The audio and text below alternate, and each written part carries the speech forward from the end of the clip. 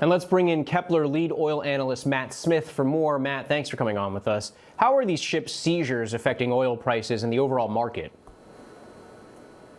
Well, Andrew, the oil prices are moving higher here, sort of gradually, but by no means as much as they probably should be. There seems to be a certain element of complacency because the real problems have not hit yet. And by that, what I mean is that we've had the strait closed for basically 55 days now. That's when the conflict began. And what this means is we're not getting the crude and the products coming out of there and not going to Asia. Now, what we're getting is essentially a domino effect, where in Asia, they're not able to produce the jet, the diesel, the gasoline that they need. And so we're starting to hear about fuel shortages there. And that's only going to be ramping up in the days and weeks ahead here. And this is not just in Asia. There's going to be those dominoes continuing.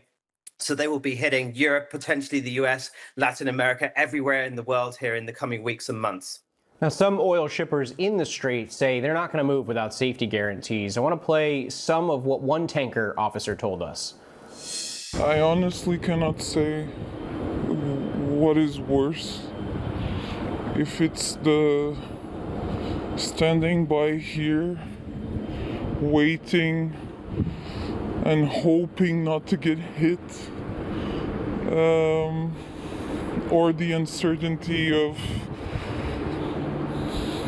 not knowing if the strait is open or closed.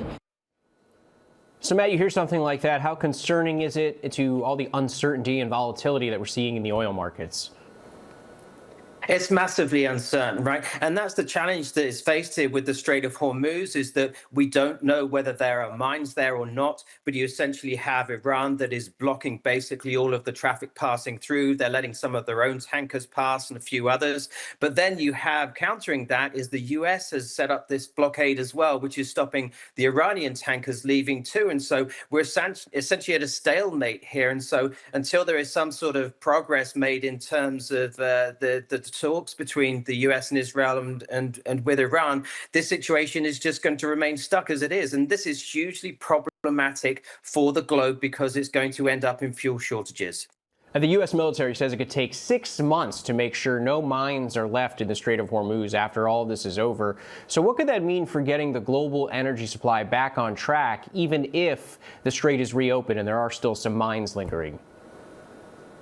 Yeah, regardless, it's going to take months here to get all of those full tankers out of the Mideast Gulf. You have to get empty ones in. You need to get those tankers to discharge, then come back and load. You have refineries in the region there that need to ramp back up again, production as well, but they can't do that until they have the tankers to load on. So there is perhaps a path through the Strait of Hormuz, kind of north through the Iranian waters there, that is potentially safe. But even then, it's going to take at least several months here. We're looking at potentially August if everything was fixed today, let alone if you're going to look at the traditional shipping lanes, if they do have mines to check that they are safe too. So this is going to go on for months regardless here.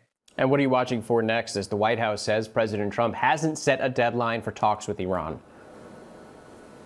I know that is hugely problematic because they're just at loggerheads, right? Iran and the US here. And so hugely problematic. All the while, we continue to see these fuel shortages creeping in. And that's the biggest concern here. Even coming back to the US, we're going to be seeing inflation working its way through into all of our goods because the price of diesel has increased so much because of something that is happening over the other side of the world. Kpler lead oil analyst Matt Smith, thank you. Thank you.